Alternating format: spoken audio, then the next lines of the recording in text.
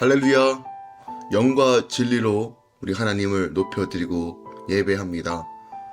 신실하신 주님 붙들고 우리 주 예수 그리스도의 이름으로 나아갈 때 성령 하나님께서 우리 안에 늘 충만함과 하나님의 그 신실함의 놀라우심의 열매들을 맺게 하실 것입니다. 오늘도 잠잠하게 주의 음성을 따라 걸어가는 하루 되길 소망합니다. 1월 10일 화요일 아침 예배 성삼위 하나님께 올려드립니다. 오늘 하나님의 말씀은 마태복음 5장 21절부터 32절까지입니다. 마태복음 5장 21절부터 32절까지입니다. 옛사람에게 말한 바 살인하지 말라. 누구든지 살인하면 심판을 받게 되리라 하였다는 것을 너희가 들었으나 나는 너희에게 이르노니 형제에게 노하는 자마다 심판을 받게 되고 형제를 대하여 나가라 하는 자는 공에 잡혀가게 되고 미련한 놈이라 하는 자 지옥불에 들어가게 되리라. 그러므로 예물을 제단에 드리려다가 거기서 내 형제에게 원망 들을 만한 일이 있는 것이 생각나거든 예물을 제단 앞에 두고 먼저 가서 형제와 화목하고 그 후에 와서 예물을 드리라. 너를 고발하는 자와 함께 길에 있을 때 급히 사화하라. 그 고발하는 자가 너를 재판관에게 내어주고 재판관이 옥리에게 내어주어 옥에 가둘까 염려하라. 진실로 내게 이르노니 내가 한 푼이라도 남김이 없이 다 갚기 전에는 결코 거기서 나오지 못하리라. 또 간음하지 말라 하였다는 것을 너희가 들었으나 나는 너희에게 이르노니 음욕을 품고 여자를 보는 자마다 마음에 이미 간음하였느니라. 만일 내 오른 눈이 서로 실족하게 하거든 빼어 내버리라. 내 백체 중 하나가 없어지고 온몸이 지옥에 던져지지 않는 것이 유익하며 또한 만일 내 오른손이 너를 실족하게 하거든 찍어버리라. 내 백체 중 하나가 없어지고 온몸이 지옥에 던져지지 않는 것이 유익하니라. 또 일렀으되 누구든지 아내를 버리려거든 이혼 증서를 줄 것이라 하였으나 나는 너희에게 이르노니 누구든지 음행한 이유 없이 아내를 버리면 이는 그로 간음하게 하며 또 누구든지 버림받은 여자에게 장가드는 자도 간음함이니라. 아멘. 하나님의 말씀입니다. 오늘 본문의 내용을 요약하면요, 예수님께서 형제에게 노하는 자는 심판을 받을 것이므로 예물을 드리기 전에 원망하는 형제와 화목하고 고발하는 자와 화해하며 심판을 면하라고 명령하십니다. 그리고 음욕을 품는 것도 간음이니 실족하게 하는 백체 중 하나를 없애서라도 지옥에 던져지는 것을 면하고 음행한 이유 없이 아내를 버리지 말라고 명하고 계십니다. 예수님은 상상수훈을 통해서 새로운 차원의, 즉 구약에서 하나님께서 우리에게 주신 율법과 말씀의 진정한 의미가 무엇인지 다시 한번 우리에게 재해석해주고 있습니다. 당시 유대인들, 또는 율법학자들, 바리새인들은 지극히 형식적인 형태로서 율법을 지켰습니다. 하느냐 마느냐 이 두 갈림길에서 그들은 선택하였고 그리고 그렇게 행하는 것이 의롭다라고 여기고 주장하였습니다. 분명한 사실은 예수님은 서기관과 바리새인보다 더 나은 의가 아니면 하나님 나라가 들어갈 수 없다라고 말씀하십니다.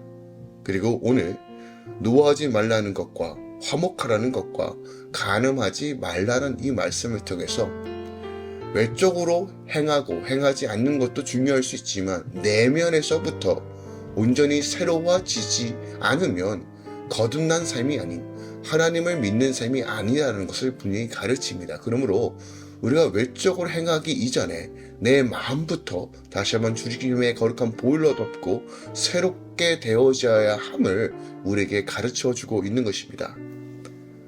먼저 21절부터 22절까지는 노하지 말 것을 다시 한번 우리에게 가르쳐주고 있습니다.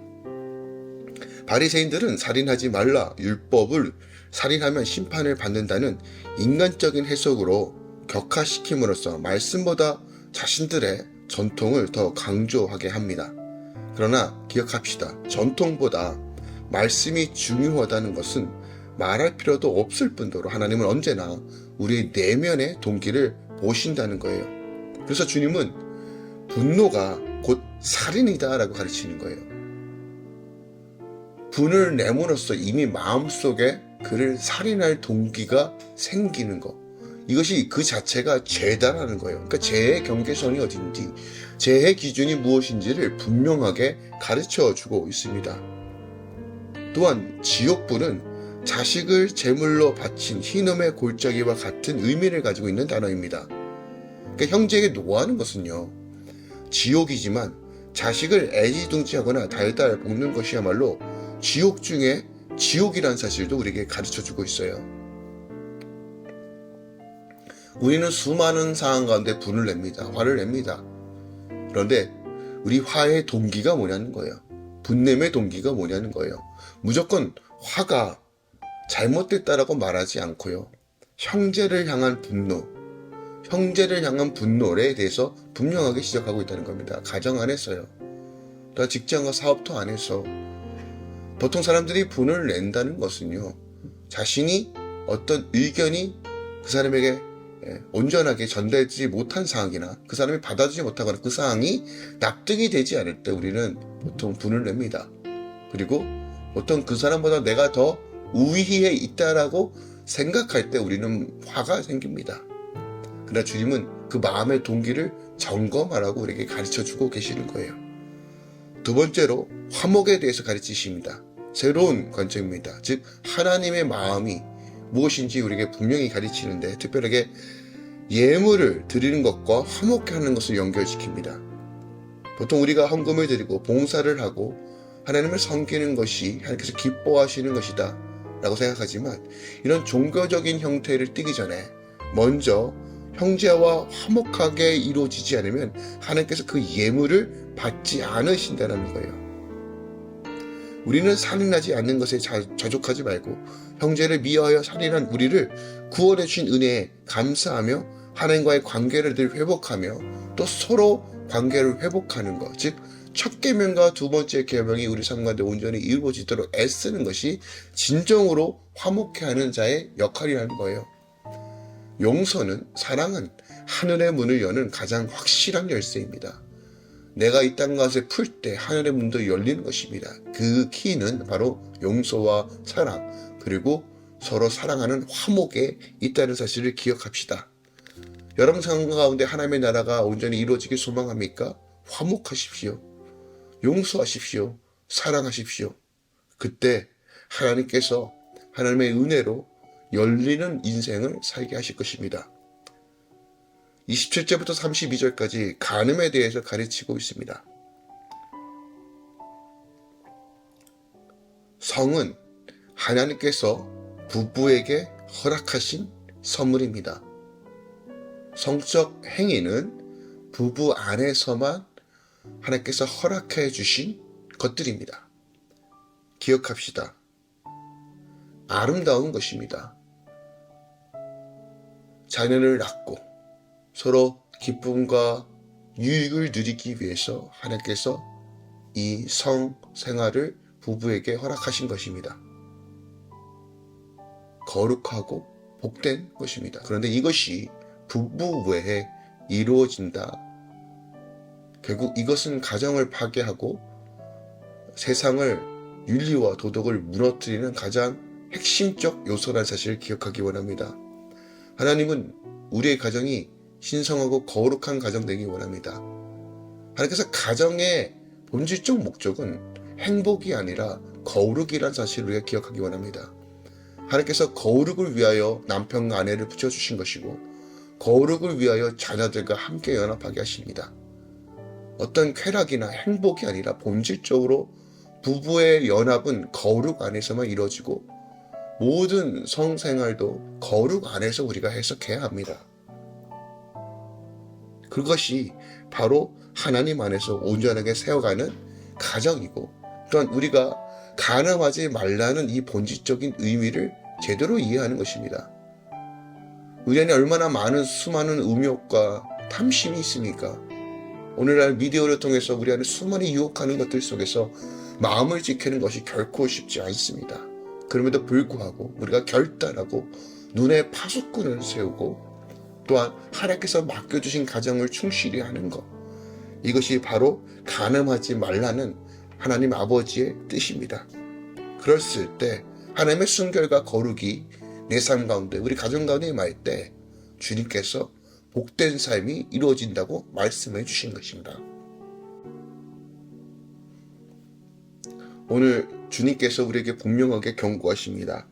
죄 지은 것 그대로 지옥에 가는 것보다 그것을 찍어내고 하나님 나라 가는 것이 더 낫다라고 하시는 이 말씀을 듣기 원합니다. 우리가 본질과 비본질적인 것을 구별할 줄 알아야 합니다. 하나님의 말씀의 본질적 의미를 분명하게 깨닫는 은혜가 있길 예수 그리스도로 축원드리고 또 축복합니다. 형식적인 의가 아니라 겉으로 보여지는 형태로 말씀을 지켜 행하는 삶이 아니라 우리 내면 깊은 곳에서부터 온전하게 새로워지길 사모하십시오. 성령께서 우리를 태우시고 새롭게 하실 것입니다. 하나님의 자녀로서 빛과 소금의 역할을 감당하며 교회가 영광을 드러내는 일에 우리가 온전히 사용되도록 사모하십시오. 오늘도 여러분 삶 가운데 주님의 영광이 드러날 것입니다. 기도하겠습니다. 사랑하는 주님 감사드립니다. 오늘 우리가 주신 이 말씀들을 다시 한번 되새깁니다. 말씀의 본질이 무엇인지, 왜 그렇게 행하고 행하지 말아야 되는지 가르쳐 주시는 분명한 기준과 또한 이 말씀의 외적인 어떤 외식적인 형태로, 겉으로만 형식적인 형태로 지켜 행하는 것이 아니라 내 안에 하나님의 참된 의가 임할 수 있도록 주님 우리를 다듬어 주시고 날마다 주 안에 거하는 삶, 주님 앞에서 사는 삶, 이 온전히 이루어지도록 성령 하나님 도와주시옵소서. 하늘의 문을 여시고 때에 따라 내리시는 이른 비와 늦은 비로 주의 성도들을 채우시고 하나님의 길을 여소서. 이제는 우리 주 예수 그리스도의 은혜와 우리 하나님 아버지의 놀랍고 지극하신 사랑과 성령님의 늦었던 충만 역사하심이 이제부터 영원까지 함께 계시길 축원하노라. 아멘.